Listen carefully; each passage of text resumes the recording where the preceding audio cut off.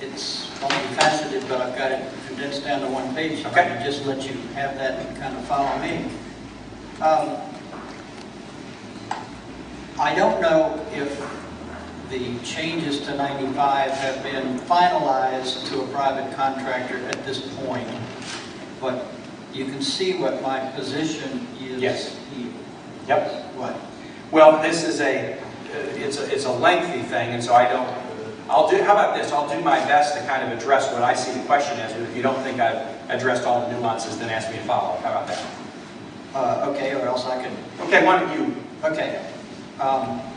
I've been to meetings, I've read the newspapers, and what I understand is that the long-term proposed change is to extend the HOV lanes to Fredericksburg, basically to Manassas, and add another lane to that, and then we're going to call them hot lanes, because instead of having 3 people in a car to get in the HOV lane, they're going to have a situation where apparently you sign up for something, you get a window sticker and something reads that, and then you pay by the month.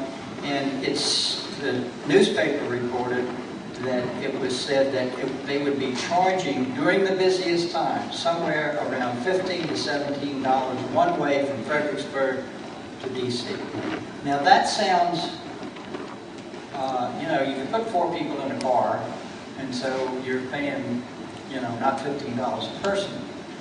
But if you're traveling up right now, 95 right now, you get to Dumfries, you slow down and you stop. And then you go a little bit, you stop. You spend another hour getting to the Beltway.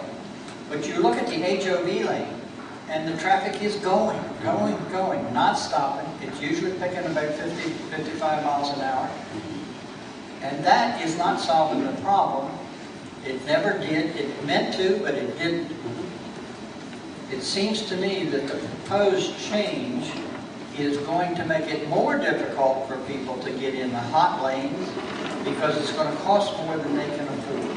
To me, if they put in that change, added the lane, extend it to where it needs to go, open up all the lanes, the hot lanes of course would reverse in the busy times, right. Open up all the lanes to all the traffic, then all the traffic is going to move. And you're going to get rid of all the things that we want to get rid of. Now, how are you going to pay for that? First of all, private enterprise won't do it unless they're going to make a profit. If there's a profit that can be made, the state ought to make it and use it for the citizens and the things that you need to be done, rather than have it go to a California contractor. That's number one. Number two is the people in the western part of Virginia don't want to pay the modifications to Route 95. People that use Route 95 ought to pay for that. There ought to be a toll booth on every entrance between Richmond and DC, and charge an average of about 75 cents. Now my figuring, and I may be way wrong, is that that income from that, using the reported number of vehicles that use it every day, would pay for the construction of the hot lanes and the modification. And the people won't mind paying $1.50 a day to make that trip, whereas they will mind getting stopped in traffic and looking at the hot lanes where somebody's got a lot of money and can zoom up the road. All right. Well, I'm ready to tackle it. Okay. First, we are looking at this hot lane proposal. So basically, to take currently there's these hot HOV lanes in the median about as far south as Dumfries. And we would like to continue to extend that down as far as Fredericksburg. So to begin with, there's no way that building more lanes is going to make congestion worse. It will actually improve congestion. You have raised the question of, okay, you're right, more lanes will help congestion, but you have to manage it with the tolling and everything else. You have to manage it right. The strategy for managing it is this, and I'm watching Pierce, so you correct me if I'm wrong.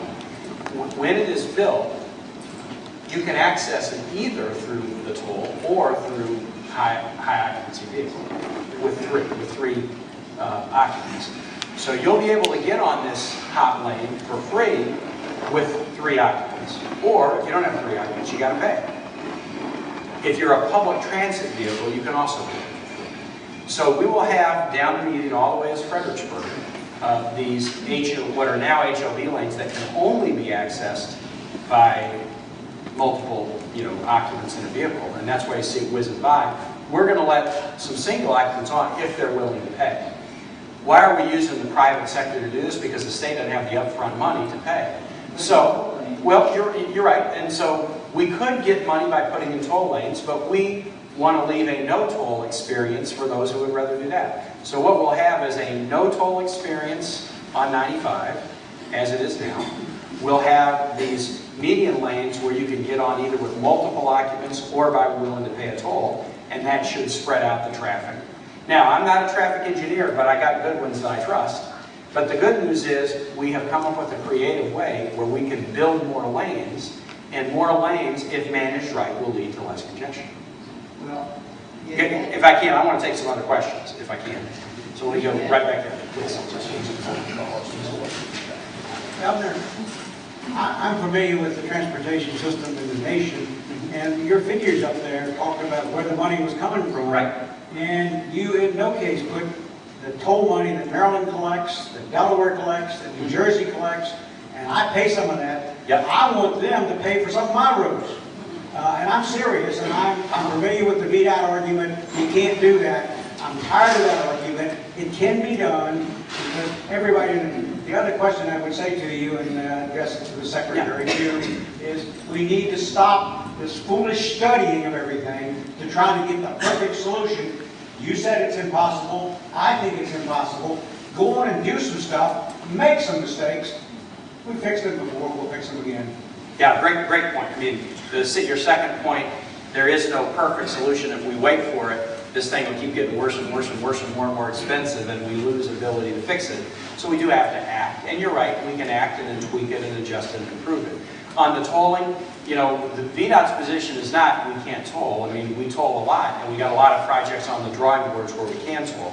There are rules about the ways you can use tolls on interstates that have not been tolled. A lot of interstates were built with tolls, and they're grandfathered in, and they still toll them. But there are rules about the reimposition of tolls on interstates. And you're right, those tolls would bring in money from out-of-staters, but they would also require the in-staters who travel a lot to pay as well. And so, we're trying to balance those things. But I'll tell you this, there's not going to be a plan that will pass that will not use tolling in some way. I think we all agree that tolling will be used in some way for some percentage of the need that we have. Please, in the background.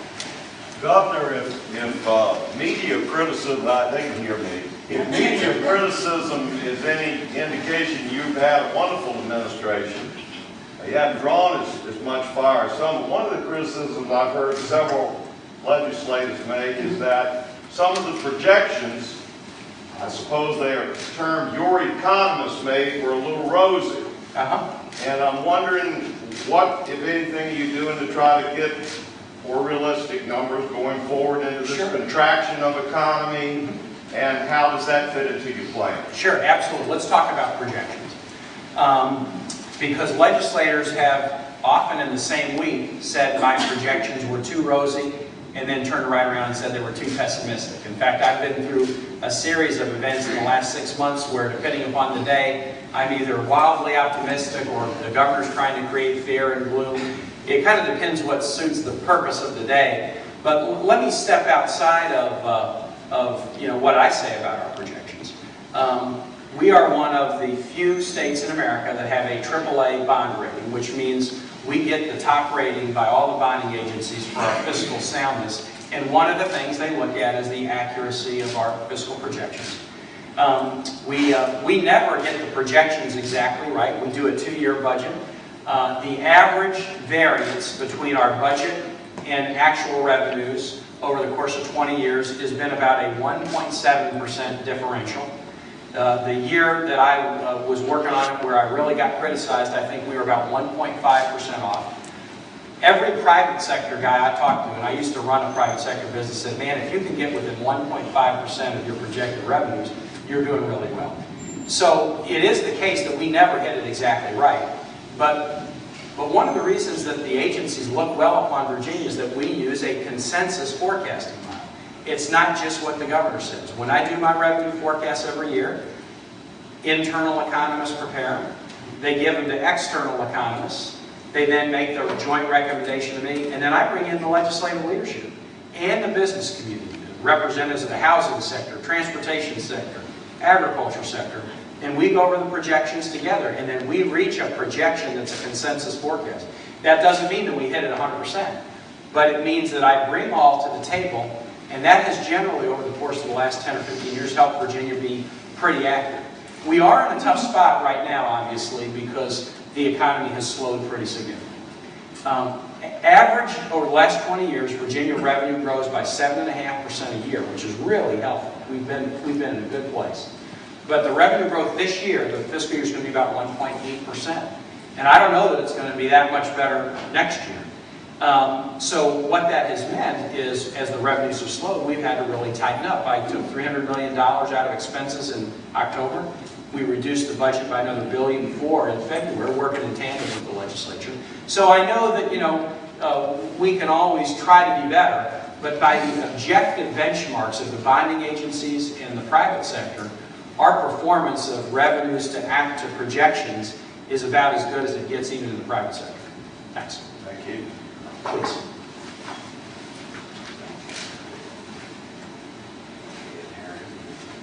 If we could shift gears for just a moment and get a little bit more into the process and the Yep. money. But first, I'd like to thank you for your efforts in bringing more money to transportation. I know, as speaking as a local official, we're all thankful for that. As we talked about earlier, this region is looking at a constrained long-range plan where we have $1.4 billion to spend, yet we have $7 billion in projects. That's not only roads, that's trains, mass transit, the whole spiel, over that same period of time. And while I know we have come a long way, and VDOT says on time and on budget, with the less amount of money we have, I think the issue really should be is how much safety is involved with the project, how many cars does it move, and how much congestion mitigation, and that comes down to the funding formula. Right now, that's hurting us a lot. The fact of the matter is we've got a lot of needs here, and we are not getting anywhere close to the funding necessary. And I think we can take the transportation dollars here in this region and do a lot more with them. That also gets to the issue of, again, as we discussed, the local taxing authority. We've talked about Northern Virginia, we've talked about Hampton Roads. I think, frankly, we would like the option ourselves to be able to do that and be able to go to the public and say, if you want these extra roads, this road, this road, this road, this is what it's going to cost, and this is what we're going to have to do. And finally, we have talked with VDOT, and I want to give a good plug to Dave Eckert and his staff in working with us. It's devolution and giving us as local governments more authority over secondary road projects. I know Stafford has done some bond projects, and Spassky have done, but we're still in the same process, which is dragging these projects down. I think if we give more local authority to localities, we can deal with those issues. When are we going to get to those discussions? Sure. Well, kind of three pieces. So local authority, we very much want to work with localities and give them more authority if they're ready to take it. There are some localities, and it won't surprise you to know that they're very nervous about that, because what they see happening is, the state will give us responsibility, authority, but not money.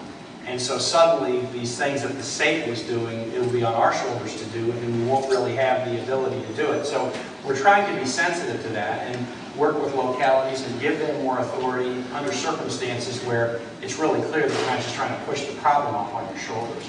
Could there be more authority for localities to raise revenue to use for transportation? The bill last year that the legislature passed, I mentioned some of these land use items, included expanded authority for impact fees to be used for transportation infrastructure. Stafford was one of the only counties in Virginia that had that authority to any degree, but now it is extended to 85 or 86 jurisdictions. So that was a step forward on some of the localities' ability to raise money, and we'd be able, and I'm sure willing, to look at more. What I don't want to do, though, is I don't want to be party to a notion that the state can take a hands-off attitude on this and just say, hey, locals, you raise all the money and you do it. Because that's not really the right way. Transportation, by necessity, goes across borders and connects people. And if you leave it all up to local governments, you end up with this patchwork where locals, one will do something, one won't. You can't stop a bridge, halfway over the creek that divides two communities. And so there needs to be some, at least significant partnership between the state and localities where the state's willing to do more. How about your ability to do something as a region, like these regional plans in Northern Virginia and Hampton Roads? I believe those plans would establish a precedent. so that if the local elected officials and legislators here in the Fredericksburg area said, we need to do a regional plan too, the legislature would say, okay, well, we've approved them in Nova and Hampton Roads. If you're behind it here, you could do it as well. Or maybe at some point, some of the communities here kind of join in with the larger Northern Virginia regional plan to be part of that. But I think that precedent would get established if we did something like this in a way that could be used in this region as well. Here in front.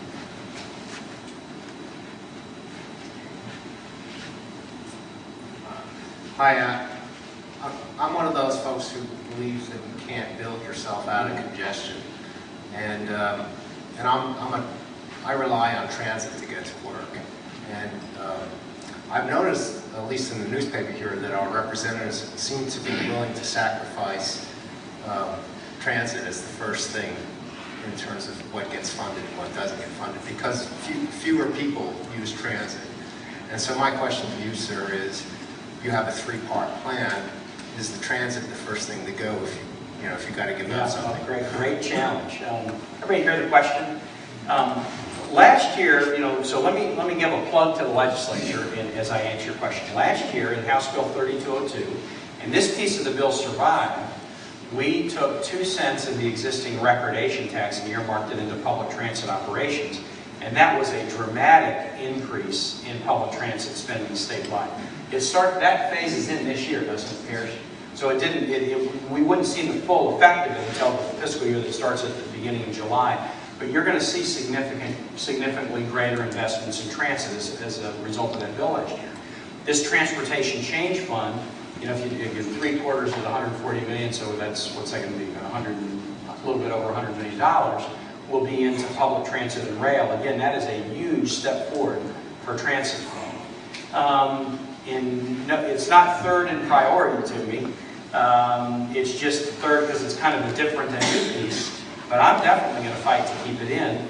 And those of you who use transit or just newspaper readers, anywhere in Virginia, if you're reading the newspaper, you've read a story in the last 2 months about demand for public transit going up. Every system of public transit in this Commonwealth, VRE, Metro, any bus system, in rural Virginia, they often don't have bus systems, but they have paratransit vehicles for the elderly or disabled. That's a critical thing. All of us are going to be of an age in our lifetime where we're not going to be able to drive a car, but we're going to want to still have mobility options. The demand for these public transit options are increasing everywhere in the state. We've not been at the front end of that as in Virginia, but this gas price thing is suddenly making everybody realize we've got to be investors. So I view all these as connected. I think we should do them all. I think the legislature in a bipartisan way has shown recently, hey, we got to invest more in transit. And I don't think that awareness or recognition is going to go away. In fact, I think it's only going to get more intense. Please, ma'am. Has the trucking line from Winchester to Lewis to the Salem? Trucking. That was common. Let me see if let me try to answer. The question was, has the trucking lane from Winchester to Winston-Salem been completed? And let me see if I can answer this and see if I'm on your wavelength. There was a proposal called the Star Solutions proposal that was going to do a dramatic expansion of I-81 in the whole corridor, basically from Winchester all the way down to Bristol. And it was part of that proposal was truck-only lanes with special tolls for trucks. That proposal has been abandoned because the plan not only relied on tolls for trucks, but it relied on an assumption that we would get hundreds of millions of dollars from the federal government to build that expansion. That just has not come to pass. The federal transportation revenues, in some ways, are every bit as challenging as what we're wrestling with here at the state level. So those federal monies were not going to come to pass. We got about $140 million of federal money. We matched it with some state money. And what we have done instead is we've gone into I-81, into the places along I-81 where there are the most significant safety challenges. It tends to be either the climbing the big hills or where the interstates connect. So 64 and 81 come together, 77 and 81 come together. Roanoke and 81 is complicated. We go into those areas and we do improvements in those areas for safety where there have been safety challenges. But that system-wide corridor expansion with lanes for trucks only, we do not see that happening in the near future because there's just not federal dollars to enable us to make that happen. Okay. Please, Mike. Yeah, Governor, would you mind if I expanded a little bit on the public safety? Absolutely, please. First, my name is Mike Muller, and I represent Virginia Professional Firefighters, and we have close to 8,000 members.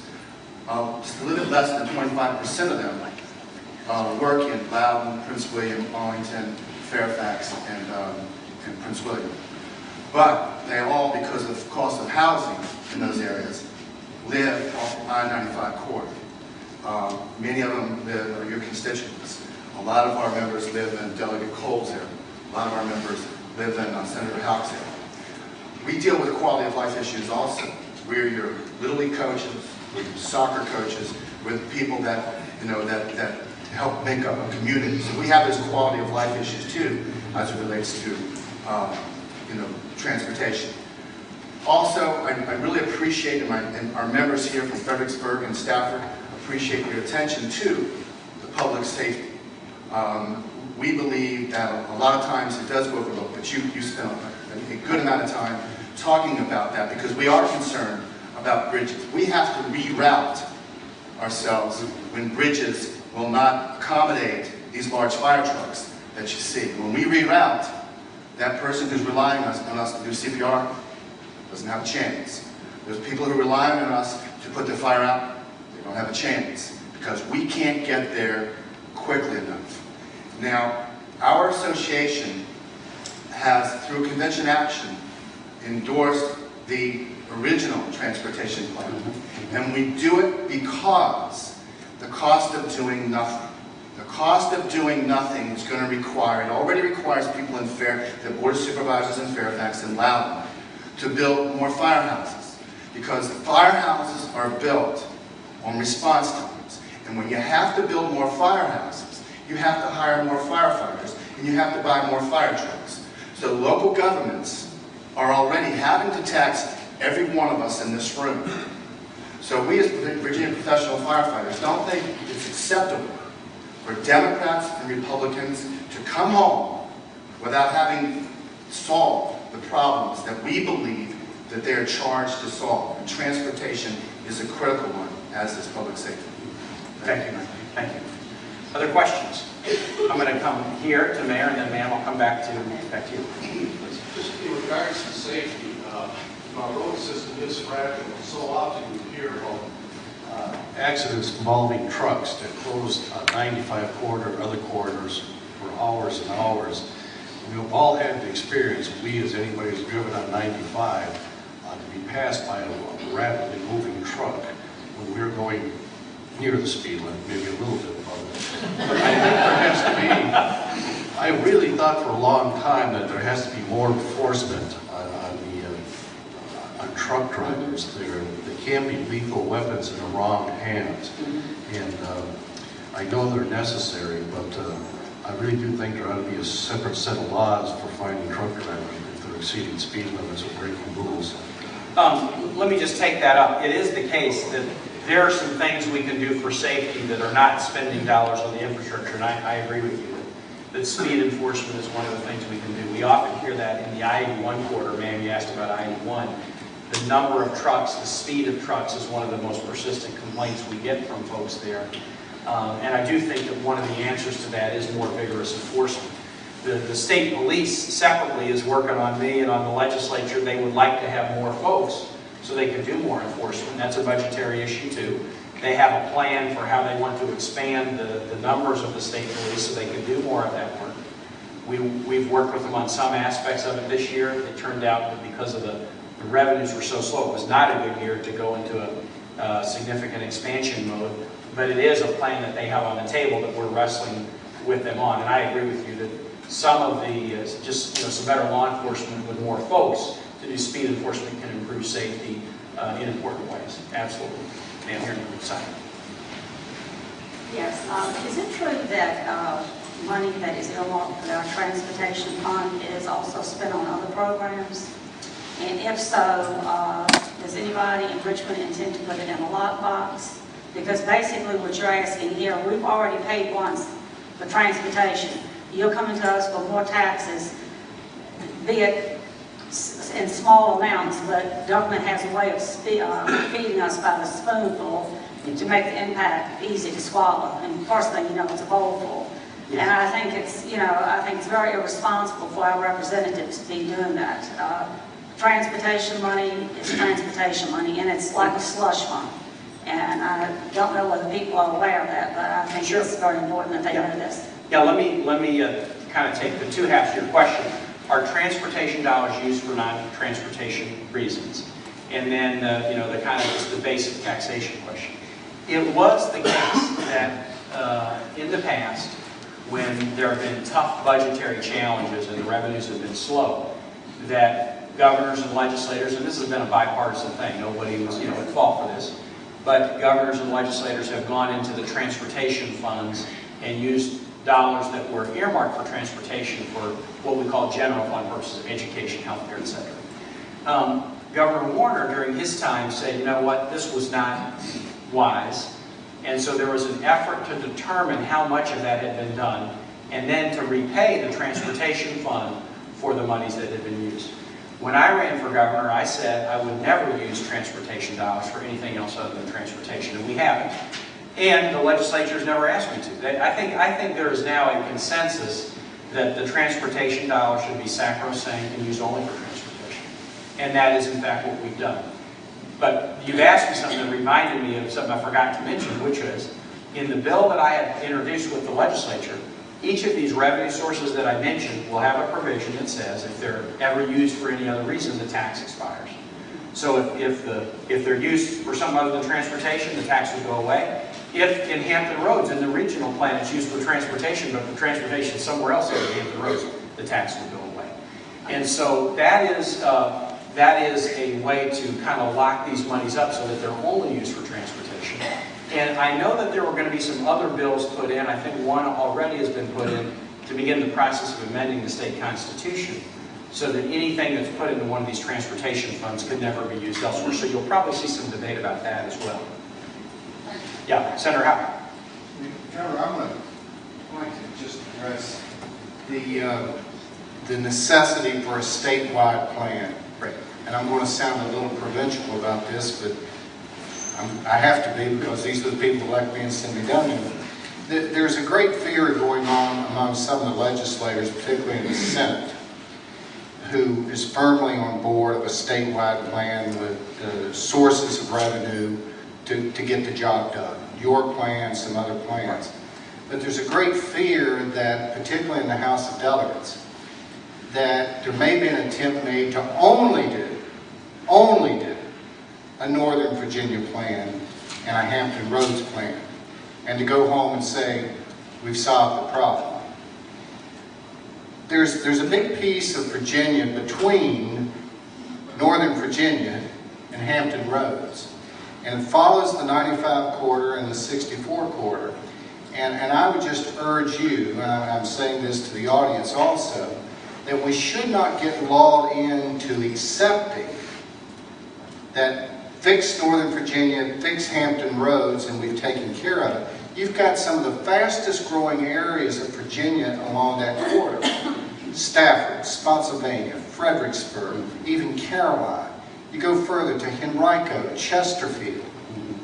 You go into James City County, York County, and around Williamsburg. A lot of growth, a lot of economic growth is occurring outside of, quote, Northern Virginia and Hampton Roads.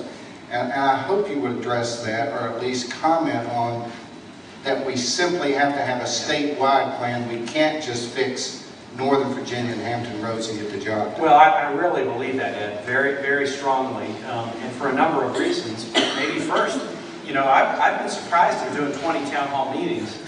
When I do them in Danville or Marion or Radford or Stanton or Hopewell the other night, I'm not hearing, hey, Governor, we don't have a problem. Just fix Northern Virginia and Hampton Roads. I'm hearing we have a problem. And I hear it from local officials and I hear it from citizens. Now, the problem may be a little different. Maybe it's not congestion in Hopewell, but it's economic development. It's the Army is going to move more people onto the base at Fort Lee, which is great, but if you don't have the transportation infrastructure to handle it, it'll be a big mess. So everywhere I go, I'm hearing we've got needs too. So the notion that it's just Northern Virginia and Hampton Roads, I agree with you, really does not accurately portray the need that is in fact a statewide need. The second thing is this: say we all just said, well, we're just going to fix Northern Virginia and Hampton Roads, and we didn't even address those issues. But if we don't fix the maintenance deficit, we're coming up with money for Northern Virginia and Hampton Roads, but then we're taking money back right away from Northern Virginia and Hampton Roads right away to fill in this maintenance gap.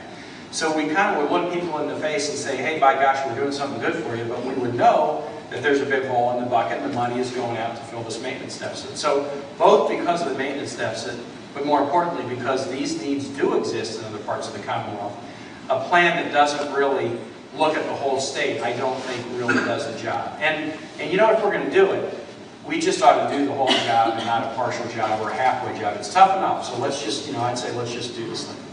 I think I saw one question. What I want to do is I want to go one question in the back, one right here with Sean, and then we'll stop before my voice runs out, but you might want to just come up and say hey or something, and I can take another question or two up front. Yes, sir. Money that we got from Manassas, and I'd suggest some other ways we can get money. First Great. of all, why can't we increase the tax on alcoholic beverages? Number two, I've been to many other states, and they have a higher tax on motel and hotel stays.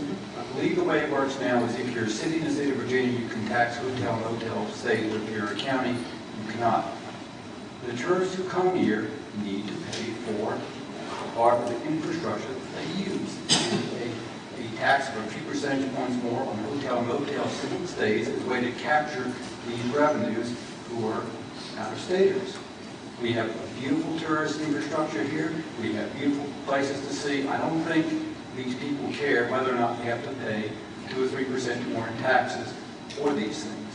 I want to thank you very much for supporting the VRE, and also it would be very helpful if you would be a good mentor to the people in this state by riding a VRE train or riding an Omni-Ride bus. Thank you. All right, hey, good suggestion.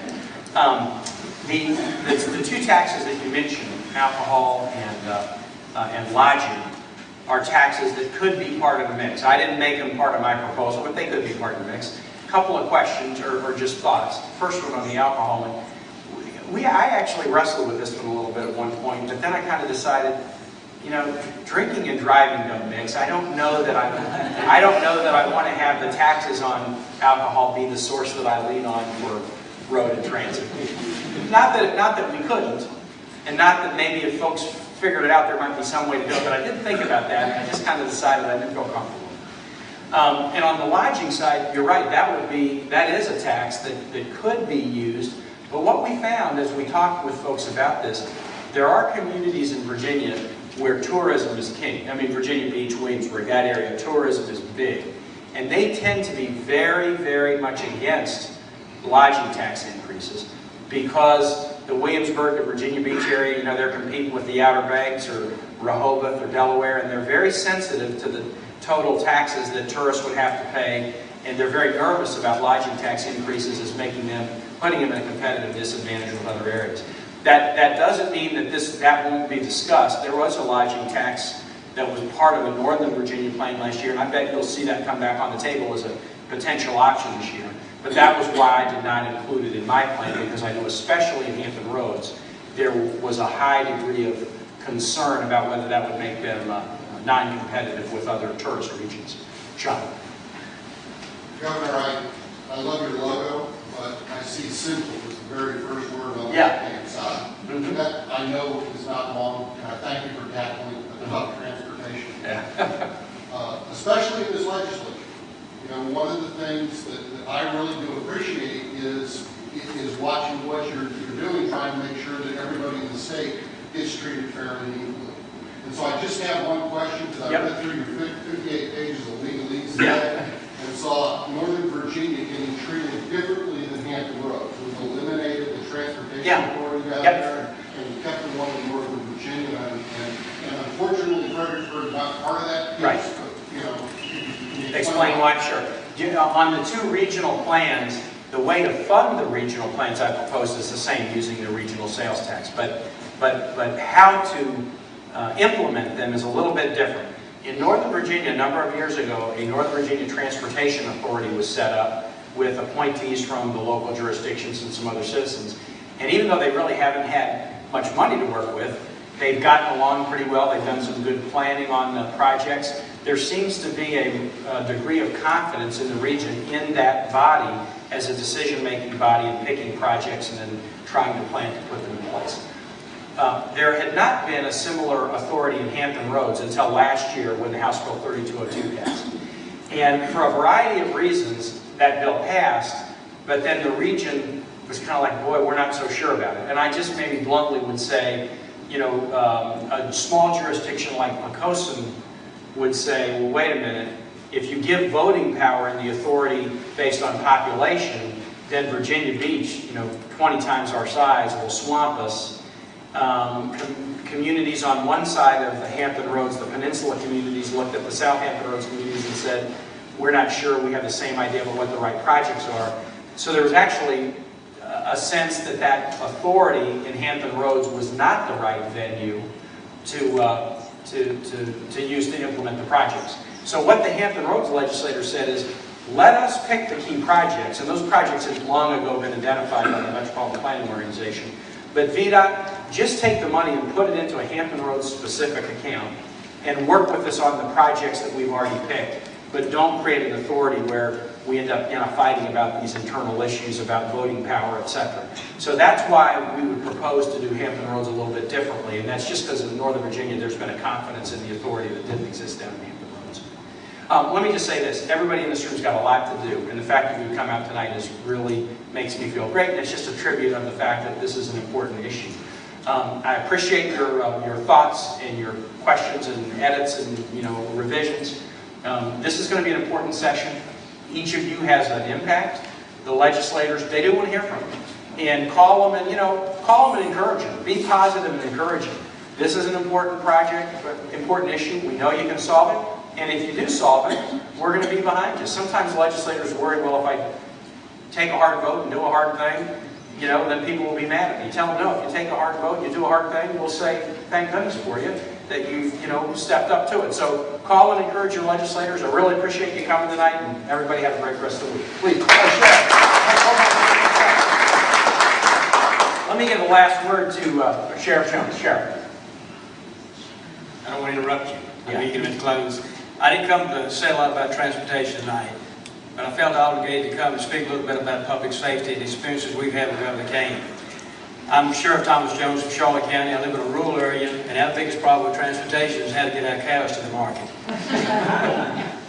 Public safety is an important issue with Governor Kaine. It always has been since he's been in office. And he has been a tremendous help to the sheriff's office across this Commonwealth of Virginia. And one thing I learned about Governor Kaine as soon as I met him and started working with him through the Virginia Sheriff's Association, he's a man of his word. He told us when he was campaigning for governor that he was not going to cut sheriffs unless he positively had to. Last October, when officers all across the state were taking 5% cuts, sheriffs were exempt from that. He kept his word. He did what he said he was going to do. Also, he put $14 million in the budget this year to go towards jail reimbursement per diems across the state, because a lot of jails are seeing financial problems because of overcrowding and other issues. He meant that he recognized the problem, he met it, he solved it. Public safety, another concern he had. Also, I want you to know that he was the first governor in the history of the Commonwealth of Virginia to ever introduce the Leo's retirement plan for deputy sheriffs in his budget. And because of that, this July 1, 2008, every deputy sheriff in the Commonwealth will enjoy the benefits of the Leo retirement plan, which puts them equal to the retirement of the state police. Sheriff's Association has been working for over 15 years trying to accomplish that. We hadn't been able to. Governor Kaine was the driving force behind that. And I just want you to know that this man, if he tells you something, you can believe it. And not only can you believe it, you can take it to the bank. And he reminds me a lot of what my dad told me when I was growing up. He said, you can tell a man by his handshake and what he tells you. If you can't believe him, then he's not worth knowing. If this man shakes your hand, he looks you in the eye and tells you he's going to do it, you can be guaranteed he will do it. And I just want to thank him this evening for what he's done for public safety and what he's done for law enforcement across the Commonwealth of Virginia and what he's attempted to do for transportation and continuing to work on public safety. He's done a great job. And if any man can solve your transportation problems, it's Governor Kaine. I'm